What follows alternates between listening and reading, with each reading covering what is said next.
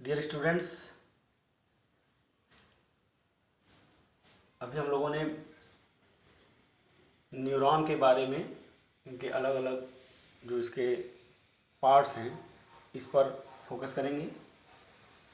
Last class में हम लोगों ने देखा कि कैसे सेंसरी न्यूरॉन के द्वारा एक्सटर्नल स्टिमुलस से प्राप्त सूचनाओं को तंत्रिका आवेग के रूप में ट्रांसफ़र किया जाता है और मोटर न्यूरॉन के द्वारा उस पर क्या रिस्पॉन्स करनी है वह इन्फॉर्मेशन आपको दी जाती है मांसपेशियों या ग्लैंड्स को, यानी कि मसल्स और ग्लैंड्स जिनको रिस्पॉन्स करना है उनको सूचना दी जाती है मोटर न्यूरॉन के द्वारा।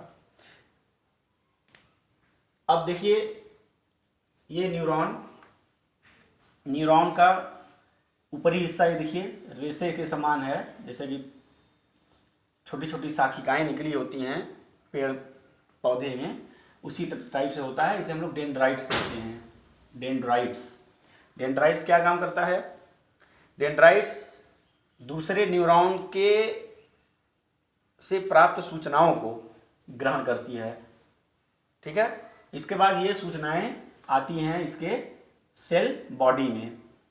सेल बॉडी से सूचना होते हुए ये जो पतली संरचना दिख रही है, बहुत पतली रेशे जैसी संरचना होती है, ये आती है, ये इसे एक्सॉन बोलते हैं।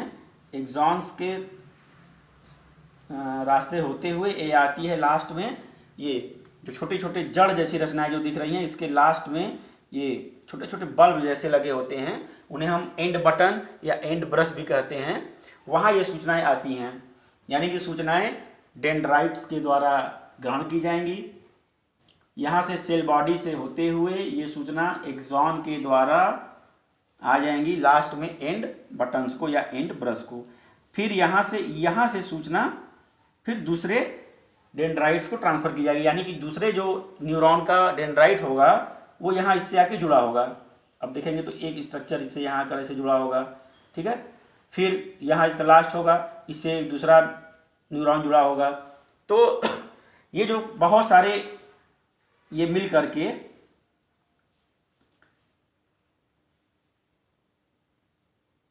नर्व का निर्माण करते हैं। किसका निर्माण करते हैं? तंत्रिका का, ठीक है। तो यानी पहले हम लोगों ने डिस्कस किया था, हमने आपको बताया था कि तंत्रिका तंत्र की सबसे पहली सबसे बेसिक यूनिट क्या है? न्यूरॉन्स। क्यों? क्योंकि न्यूरॉन्स ही आपस में मिल करके तंत्रिका का निर्माण करते हैं, फिर तंत्रिका तंत्र का निर्माण होता है।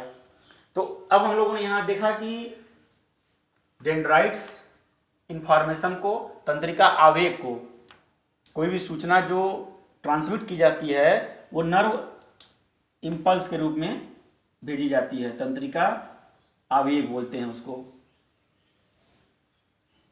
तो तंत्रिका आवेग को ग्रहण करती है।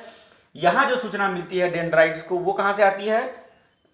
दूसरे न्यूरॉन के एंड बटन से, यानी सूचना यहां से होते हुए सेल बॉडी से निकल के ये जो सबसे पतली रचना है, धागे के समान होती है, इसके जो मोटे मोटे आप देख रहे हैं, इसको माइलिन शीथ कहते हैं। ये कवर है, तो इसको सुरक्षा प्रदान करती है, माइलिन शीथ बोलते हैं इसको। यहाँ से होते हुए एकदम बीच में एक पतला पैसेज होता है, इसमें सूचना आते हुए, नर्व इम्पल्स आते हुए यहाँ आकर के एंड ब्रश को पहुँचेगी। एंड ब्रश तुरंत इस सूचना को दूसरे न्यूरॉन के डेंड्राइट्स को ट्रांसफर करता है। तो अब हम लोगों ने ये देखा कि जो न्यूरॉन्स हैं वो क्या काम करते हैं, कितने प्रकार के होते हैं। तो पहला इसका प्रकार है सेंसरी, दूसरा मोटर, तीसरा एसोसिएटिव न्यूरॉन।